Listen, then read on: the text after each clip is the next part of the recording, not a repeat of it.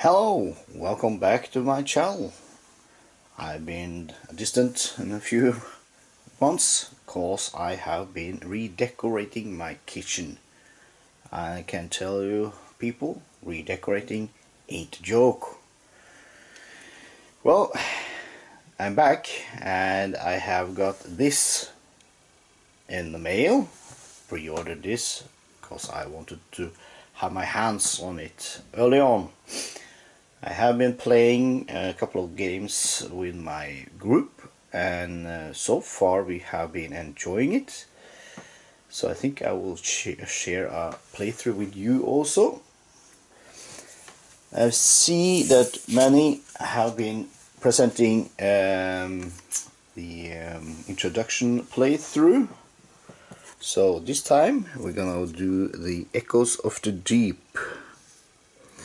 Oh, maybe zoom in a little bit. So this is the story so far.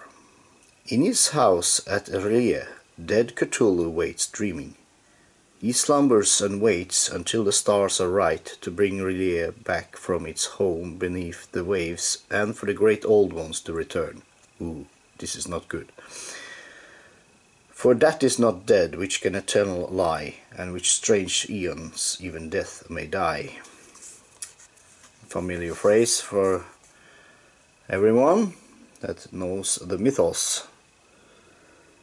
So this is the thingy we have to fight. It's Cthulhu himself. He's starting to stir in his sleep and he's about to awaken. We're gonna start off in the observatory. Let's place the guy here. Now, with the Great Old One, there is an event deck. Zoom out again. And the event deck presents itself as like this. It's thematic. So I'm going to give it a shuffle. I sleeved this because it requires so much shuffling. So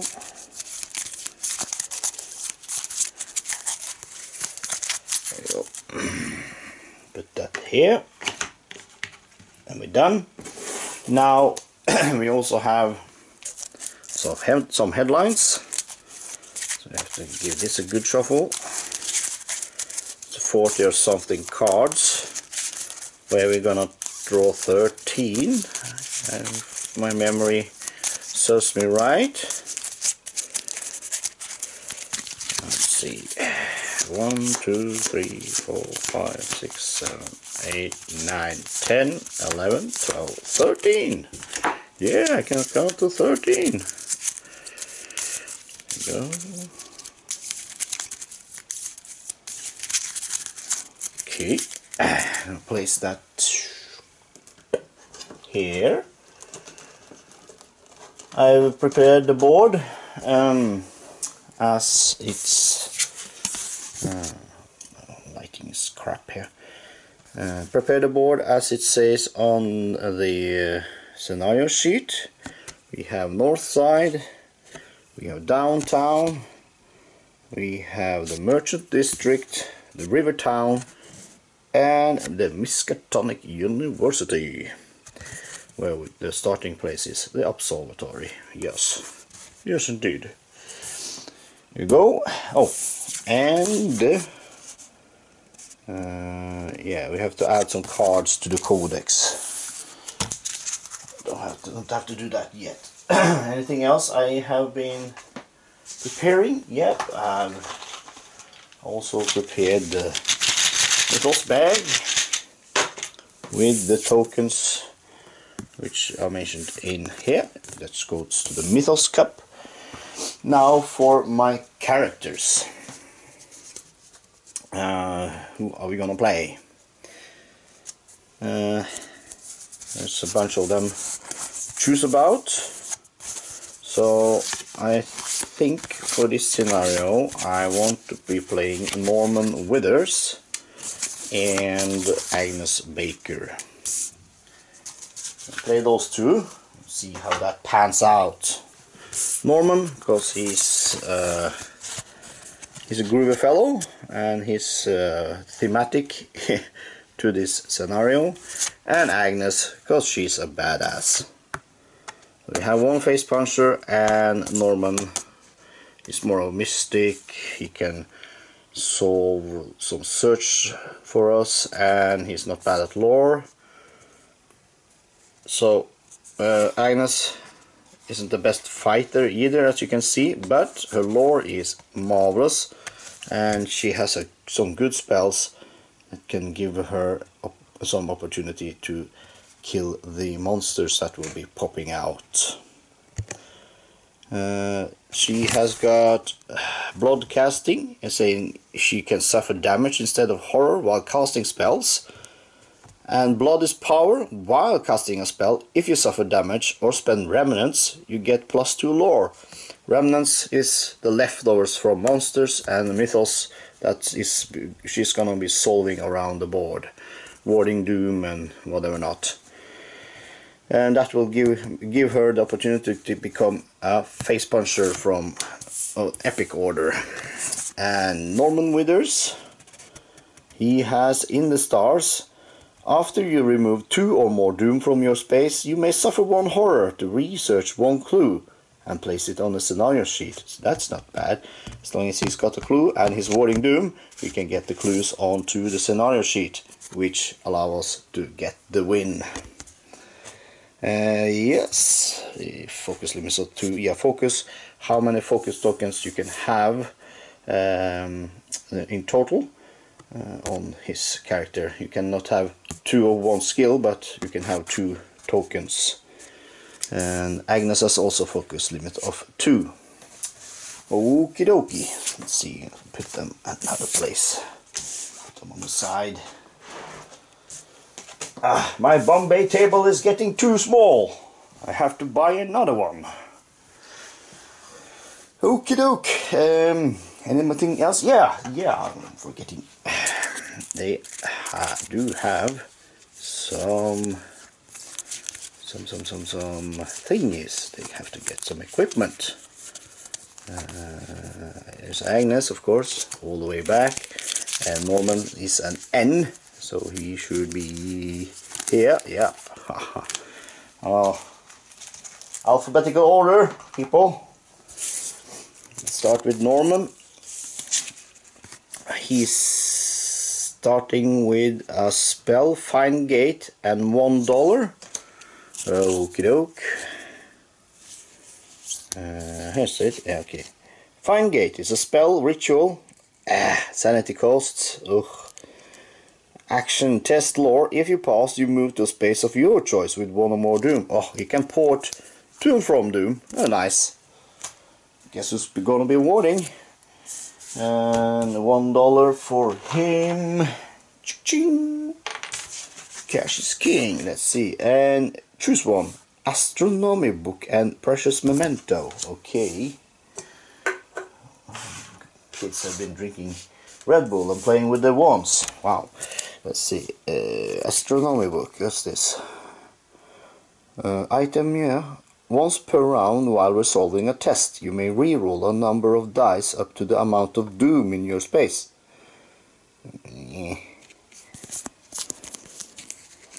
Precious memento. After you gain a clue, remove 2 horror from this card. Ooh, it's an horror mitigating item. I think I'll be going for that. Let's go. I'm going to Norman Withers. This astronomy book goes back into the storage. Now for Agnes. She starts with an heirloom of Hyperborea and $3. Now for you guys that wants to find more out of the narrative and the stories behind the characters and all such, go buy the game, read it, enjoy it. I'm just gonna play it for you and enjoying it that way. So I'm showing you how it falls out. This is the heirloom of the Hyperborea. After you cast a spell, you may focus 1 skill of your choice. Yeah, nice. So she's gonna be focusing a lot then, if she casts spells. And what's the other thing?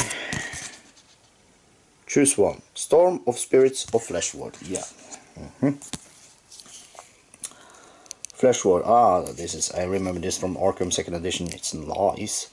Fleshward spell incantation. Once per round, if you, another investigator, or an ally on any space would suffer damage, you may test lore, prevent damage equal to your test result. It costs sanity. Storm of Spirits, spell incantation. You may test lore in place of strength as part of an attack action. The monster's attack... Yeah, okay. Well, it's a no-brainer. She's going for the Storm of Spirits, because we need her to be killing monsters. Yeps. That's the way it pans out. Let's get the characters out. There's Agnes. Where's Agnes? Well, she's in the Observatory. And good old Beardy. We need some standings. I have to check out how this is showing on the board for you. Can you see it from there? Yeah, you can see it from there. I'll be zooming in also sometimes. There they are. Ta-da! What's left then? Yeah, I placed Doom as the scenario sheet tells me to. Doink, doink, doink, doink, all over the place, of course. Not all over the place. Miskatonic University is strangely untouched. But there's a river skulk down in the river docks, fittingly enough. Nasty critter. And he's not looking for an autograph. Monster, it's a deep one. Lurker, each investigator suffers one horror. Oh my god, this has to go really fast. Every monster face is gonna hurt us. And there's a hybrid thug down here.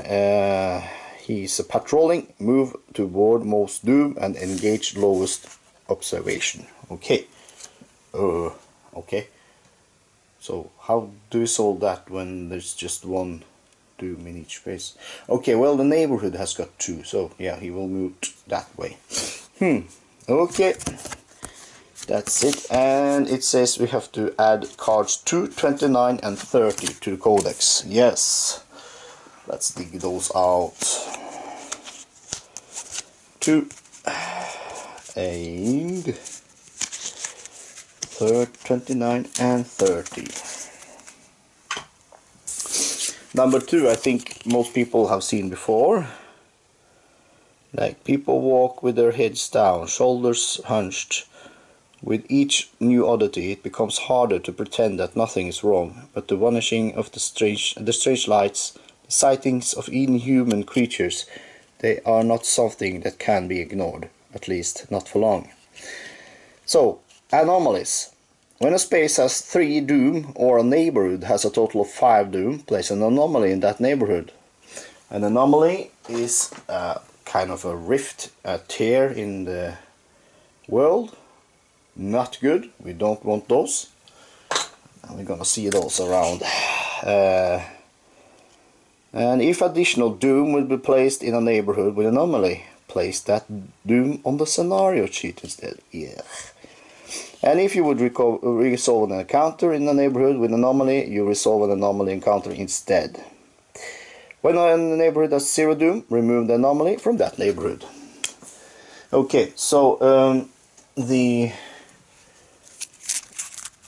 anomaly encounters which are connected to this kind of type of scenario is this deck.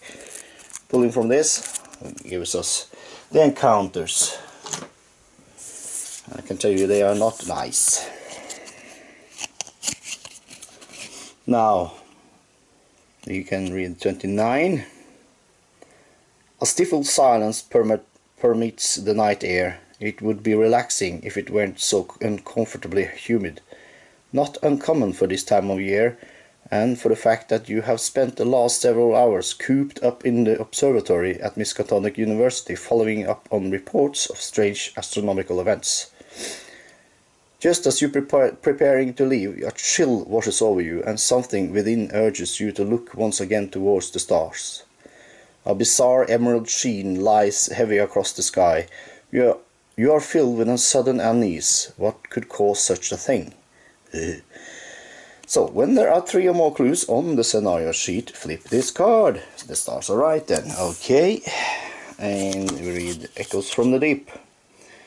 As you observe the strange emerald haze, you blink and rub your eyes, swearing that you just saw the stars ebb and flow like the tide. You are about to write the strange phenomenon off as an illusory side effect of the peculiar weather when you hear muffled shouts and cries from the streets below. Something is happening in the city. As you bolt down the stairs, eager to offer your assistance, the unmistakable smell of the ocean fills your nostrils. When there is 4 or more doom on the scenario sheet, flip this card. Then it's Echoes from the Deep then. Whew. Yeah, okay. So that is what we are facing. Okay. Anything else? Yep. So final setup then. We're gonna spread some clues. How we do that? We pull it from the front. First card. This is gonna be in downtown. There's a clue in downtown. I take the top 2 cards from the downtown encounter deck. Shuffle these together then. So we don't remember where it is. Maybe you guys do, but I don't. Next clue. It's gonna be Miskatonic University. Down there. And where is it? Yeah. They're so like. It's the Merchant District and Miskatonic University. They are both green. Greenish. But Miskatonic is darker green then. Yep. And the third clue is Rivertown. Take the 2 top cards from Rivertown. Also Rivertown and Northside are way too much like.